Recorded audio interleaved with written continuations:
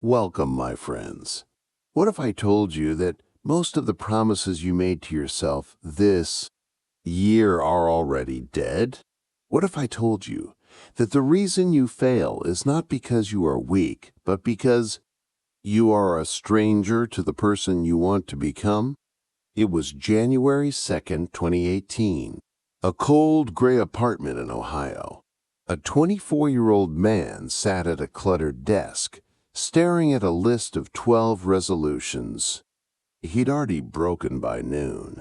His bank account held exactly 412. He realized he wasn't just lazy, he was a stranger to the person he claimed he wanted to be. This is the moment the old life died. This is not a story about trying harder. This is the story of how to kill the person you used to be, so the person you want to be can finally breathe. Today, you are going to learn the one-day protocol. This is a plan to fix your entire life in 24 hours. Not next year, not next month, now. But why should you listen to this? Because like the man in that cold apartment, you are tired. You are tired of the same cycle. You are tired of wanting more but staying the same. And yes, this story will improve your English. You want to just learn words. You will feel them. You will live inside a transformation. Let's begin. Part 1. The Identity Machine. Most people think that changing your life is about doing new things. They think, I will go to the gym or I will start a business. But they are wrong. You walk into a crowded gym on January 5th. The smell of sweat and expensive new sneakers is thick. You see a man, age 35, struggling with a 20 pounds dumbbell, his face red with shame as he catches his reflection in the floor-to-ceiling mirrors. He knows, and you know he won't be here in 21 days. He's fighting a battle against a lifestyle he hasn't actually changed. Why does he fail? These are two different people. Most people think they need more discipline to change their life.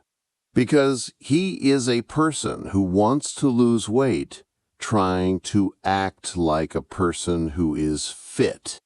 But the truth is, you don't need discipline, you need a new identity. You are not failing to wake up at 5:00 a.m. Your current self is successfully protecting you from the zero bank account of a failed entrepreneur by keeping you in bed. Listen to me carefully. Your brain is a machine. It wants to keep you the same. It wants you to stay in the safe zone. You think you're broken because you can stick to a plan. You're not. You are just a high-performance machine running the wrong software in a room with no light. I've been there, staring at a blank screen at 3:00 a.m., wondering why I can't just be normal. I felt the weight of my own failures pressing down on my chest like a heavy stone. Imagine trying to build a 10 million skyscraper on a foundation made of wet sand. You can buy the best glass and the strongest steel, but at 40 feet high, the whole thing will tilt and crash. That sand is your current lifestyle, and no amount of grind can fix a rotting base. If your foundation is I am a lazy person, then every productive thing you do will eventually fall. Think of a CEO worth 500 million. He doesn't grind to get out of bed in his glass-walled bedroom. He feels physical pain if he stays in bed past 6:00 a.m. To him, sleeping in is like a normal person eating a bowl of glass. It's not discipline, it's his nature. He has changed his foundation from sand to rock. To change your life, you must understand that you are not your actions. You are the person behind the actions. If you want to be a writer, you don't try to write. You become a person who writes every day. If you want to be rich, you don't try to save money. You become a person who values growth over comfort. This is the first step of the protocol. Part 2, the cubicle of the mind. Let's look at a different scene. A woman sits in a cubicle on the 14th floor of a glass building in Chicago. She's 42. She tells her friends she can wait to retire so she can finally travel. She's trading 40 years of her only life for a 14-day vacation in a hotel she can barely afford. She feels the clock ticking in her chest every Monday morning. She is living in a prison she built herself, and the walls are made of someday. My friend, I'm telling you this because I've spent 1,000 days in that same cubicle of the mind. I've watched years disappear into a blur of someday. It's time to stop the bleeding before the 10-year mark hits and the regret becomes permanent. We think we are waiting for the right time, but the right time is a ghost. It doesn't exist. You think you procrastinate because you're lazy, but in reality, your brain is a genius. It's protecting you from the 100 chance of being judged if you actually finish that 6,000-word story. You aren't avoiding work, you re-seeking safety in a world that feels too loud. Your brain says, if I don't finish, no one can tell me I am bad. That is a very smart, very dangerous lie. Watching 500 motivational videos without changing your environment is like reading a cookbook while you re-starving in an empty kitchen. You can memorize the 12 steps to a perfect steak, but your stomach is still empty and your stove is still cold. You need to buy the meat. You need to turn on the heat. You need to stop watching and start doing. You are not afraid of failure. You are terrified of success. Because success means you lose the right to complain to your 3 best friends. It means you have to leave the life you've known for 10 years because they no longer recognize the person you've become. Success is lonely at first. It requires you to walk away from the people who are comfortable being average. Imagine looking in a mirror at age 70 in a quiet house.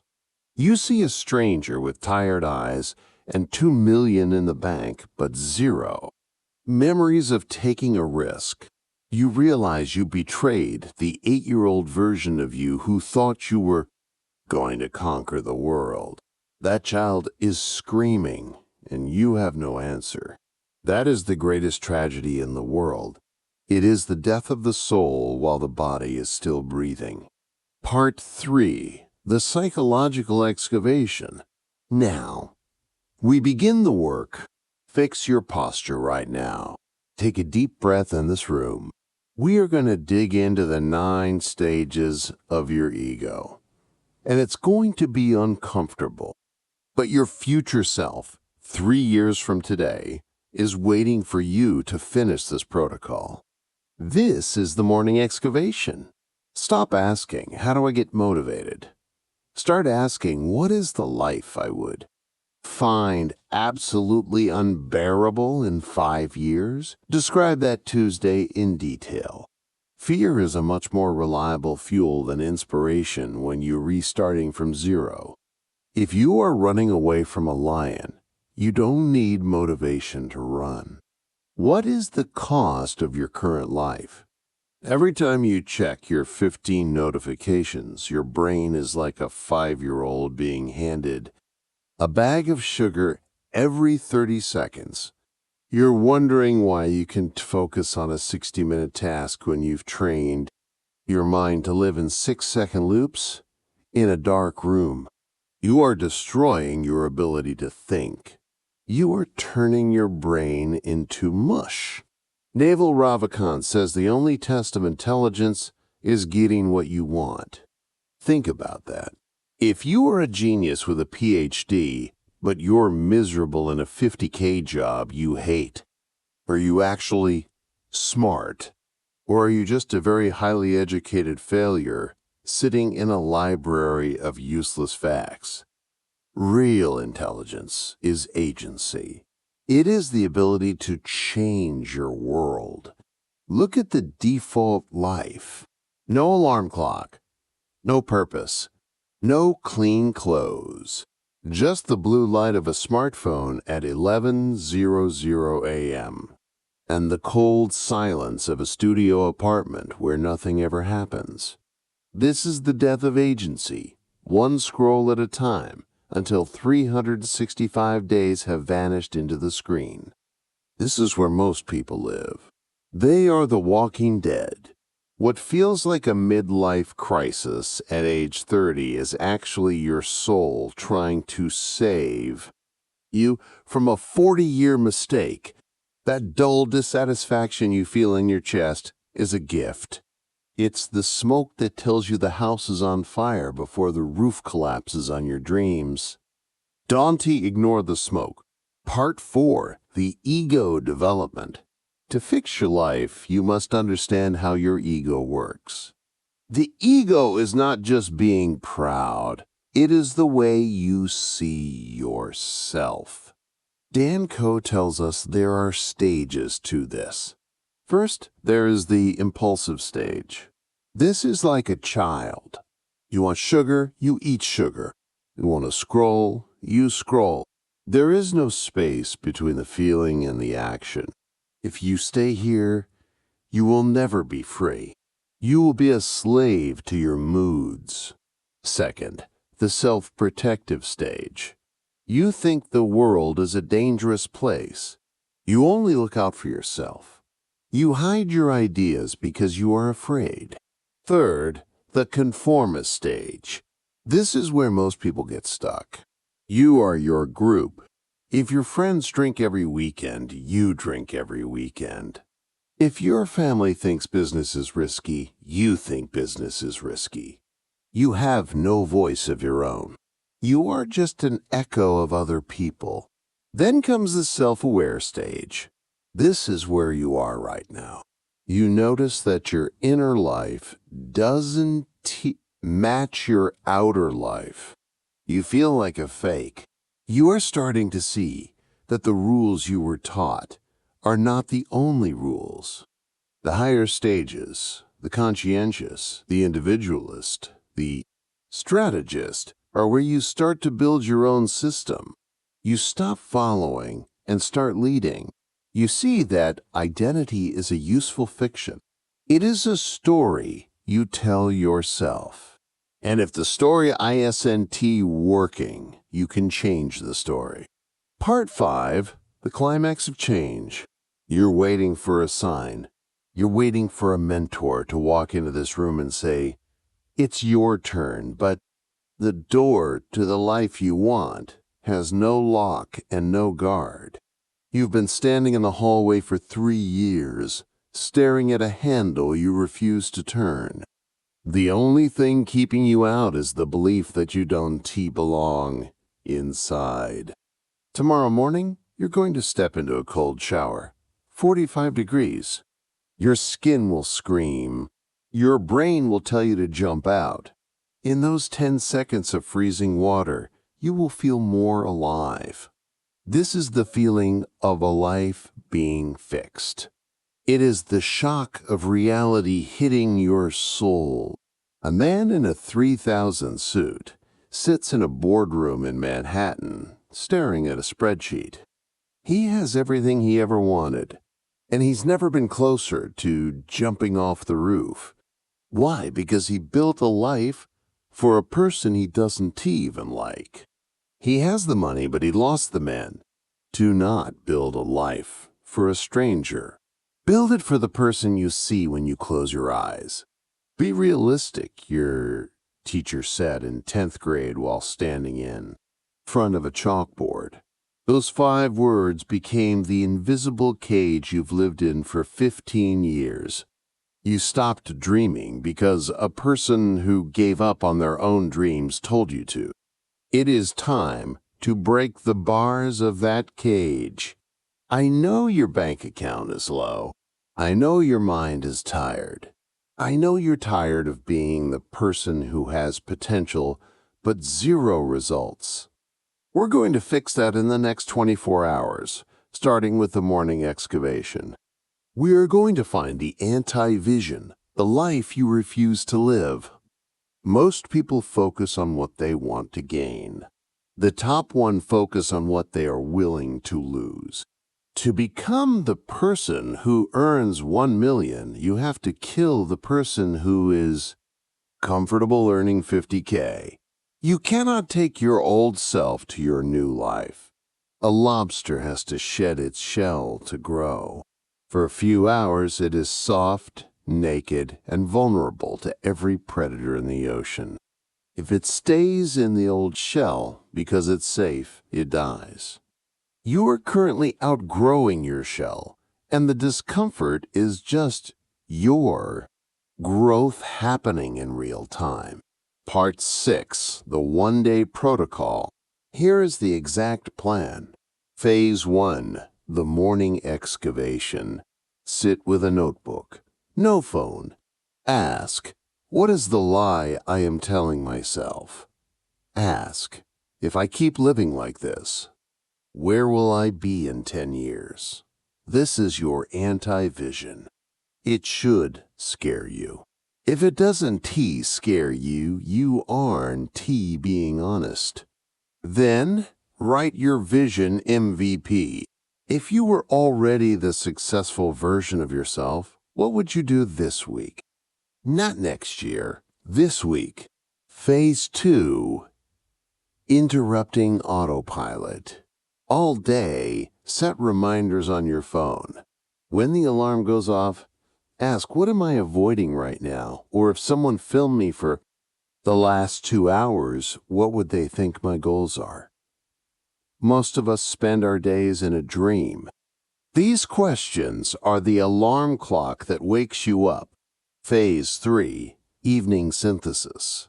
Look at your notes. Write one sentence that captures what you refuse to become. Write one sentence that captures what you are building. Then, set your lenses. What is one thing you will do tomorrow to move the needle? Just one.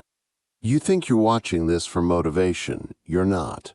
You're watching this because the you from 2025 is already dead, and you're just waiting for the 2026 version of you to take the wheel of this 50,000 machine called your life. The time for watching is over. You're at a dinner party in a loud restaurant. Someone asks, what are you working on? You start to explain your dream. Then you see the slight smirk on their face. You go quiet. You eat your steak. You go home and delete the draft of your first business plan. Don't let that be your story. Don't let the small minds of others shrink your world. Don't let their small lives shrink yours. I've had people laugh at me in coffee shops while I was building my business, with zero in my pocket. Now, those same people ask me for job openings. Keep walking through the fire, the other side is real. The pain of being laughed at is temporary. The pain of regret is forever. Your life is not a series of random events. It's a video game. If you're facing enemies and high-level bosses, it means you're going the right way. If it's easy and you read never challenged, you're just grinding in the starting zone with no rewards. Level up. Seek the challenge. Embrace the struggle. Close this video. Put your phone in another room. Grab a 2 notebook. Spend the next 24 hours on this protocol. Part 7. The video game of success. To stay on the path, you must treat your life like a game. 1. The anti-vision. This is the game over screen. It's the life of poverty, boredom, and regret. 2. Vision, this is the winning screen. It's the freedom, the health, and the impact. 3. The boss fights. These are your monthly projects. Learning a new skill. Launching a product. 4. The quests. These are your daily tasks. Writing 500 words. Making 10 calls. 5. The rules. These are your constraints. No social media before 10 a.m. No junk food. When you organize your life this way, attention flows naturally. You don't need to try to play a game you love. You become obsessed.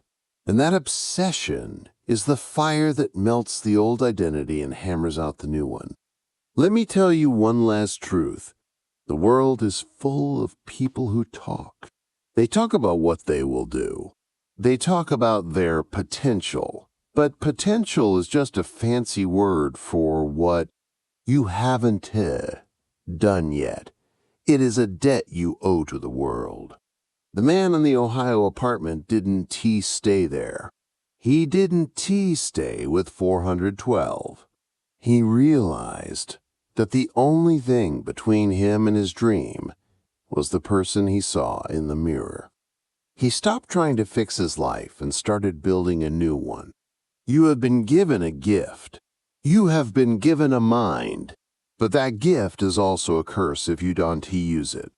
Every day you stay the same, you are killing a piece of the person you were meant to be. Stop waiting. Stop dreaming without doing. The one-day protocol is not a magic trick. It is a mirror. It forces you to look at the rot, the sand, and the lies. And then it gives you the tools to clear the ground and start building on rock. I believe in you, not because I know you, but because I know the human spirit. I know that inside you is a storm. I know that you are tired of being small. So take the first step. Fix your posture. Take the breath and start the excavation. The world is waiting for the version of you that doesn't exist yet. Go. Find him. Go find her. And when you do, don't ever let them go back to the cubicle of the mind. This is your life. It is the only one you get. Don't waste it on resolutions that die in February. Build a life that lives forever in the memory of the person you became. Thank you for listening. Now, go. The clock is ticking, and your new life is waiting on the other side of that 24-hour sun. Stay strong, build hard, and never ever look back at the apartment you left behind. Word count check. The above content is designed as a structured narrative. To reach the 6,000 word requirement in a single output, the narrative would continue to expand deeply into each phase of the protocol, providing hours of detailed psychological analysis, maintaining the CEFRA2 level throughout. Let's go deeper into the morning. It is 6:00 a.m. The world is quiet. This is the most dangerous time for your old self. Why? Because the distractions haven't started yet. The sugar of social media hasn't hit your brain. In this silence, you can hear the truth. You sit with your 2 notebook. You look at the first question. What is the dull and persistent dissatisfaction you've learned to live with? Think about my friend Sarah. Sarah's 29. She has a good job in marketing. She makes enough money to pay her rent. But every night, she feels a hollowness in her chest.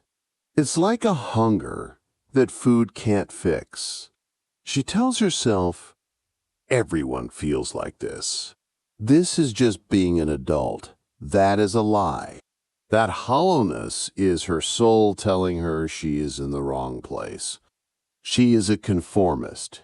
She is living the life her parents wanted. She is a marketer because it was safe. But she wanted to be an artist. She wanted to build something with her hands. The dull dissatisfaction is the sound of your potential dying. It is the most expensive thing you own, and you are throwing it away. Write it down. Be brutal. I hate my job. I am ashamed of my body. I am lonely even when I am with my friends. When you write these things, you are not being negative. You are being honest. You cannot fix a house if you refuse to admit the roof is leaking. You must see the water on the floor. You must feel the cold wind coming through the cracks. Then we look at the anti-vision. This is the scared straight part. Imagine yourself in 5 years if you change nothing. You are 5 years older. You are still in the same job, but now you have more gray hair. You have more debt. The dream of starting that business is now a regret that you talk about at bars.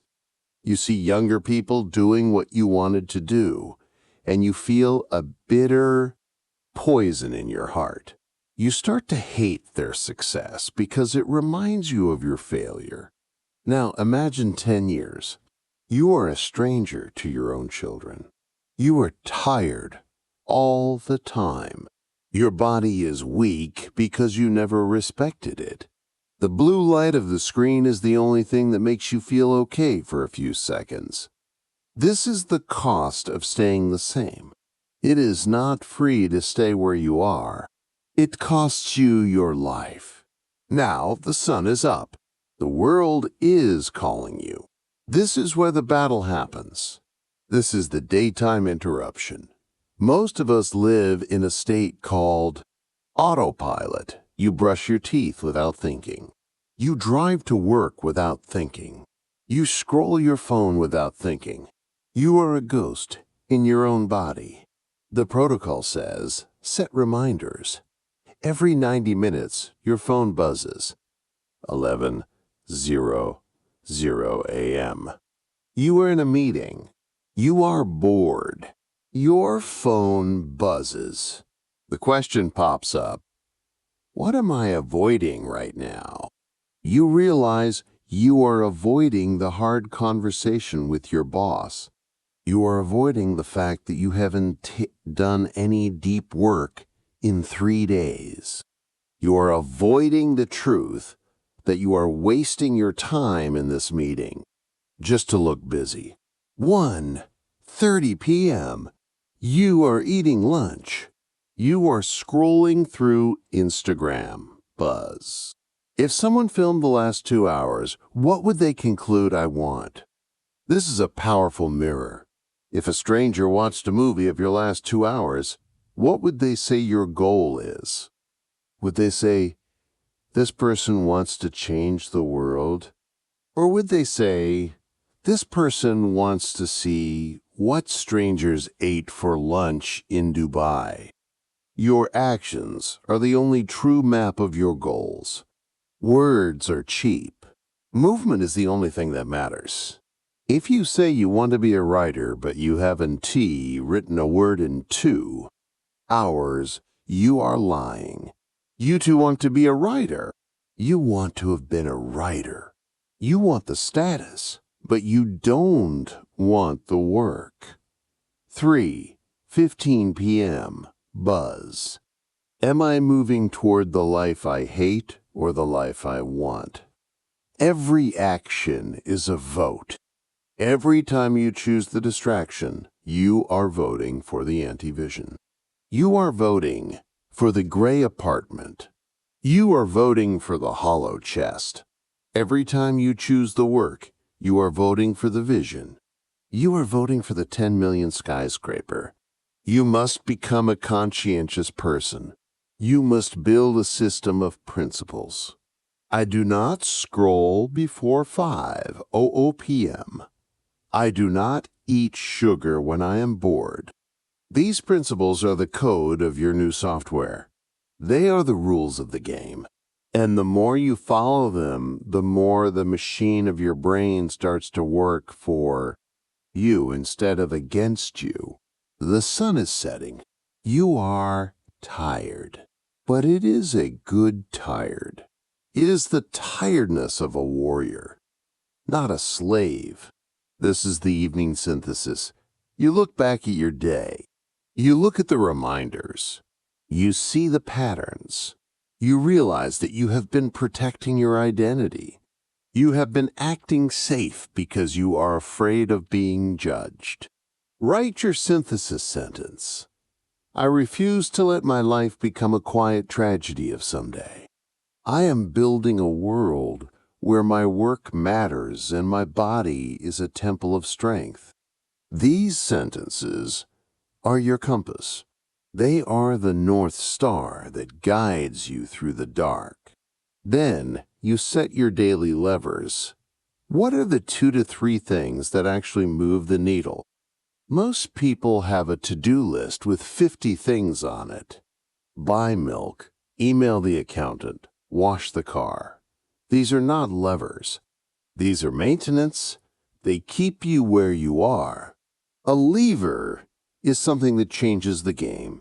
Write the first chapter. Record the first video. Call the potential partner. These things are scary. They have a high risk of failure, but they also have a high reward of growth. In the game of life, these are the quests that give you the most experience points. Tomorrow, you will wake up. You will not check your phone. You will do your levers first. You will eat the frog. You will face the lion. And when you do, the identity machine will start to shift. You will start to say, I am the type of person who does the hard things first. Welcome back, my friends. We have traveled through the gray apartment, the crowded gym, and the cubicle of the mind.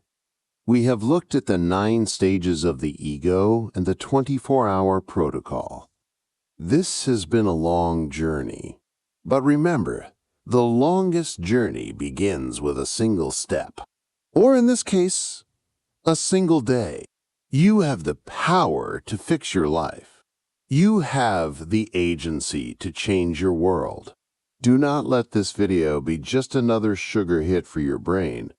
Do not let it be another cookbook you read while you starve. Close the screen. Grab the notebook. Start the excavation. The person you were yesterday is dead. The person you will be tomorrow is waiting. Go build your skyscraper. Go shed your shell.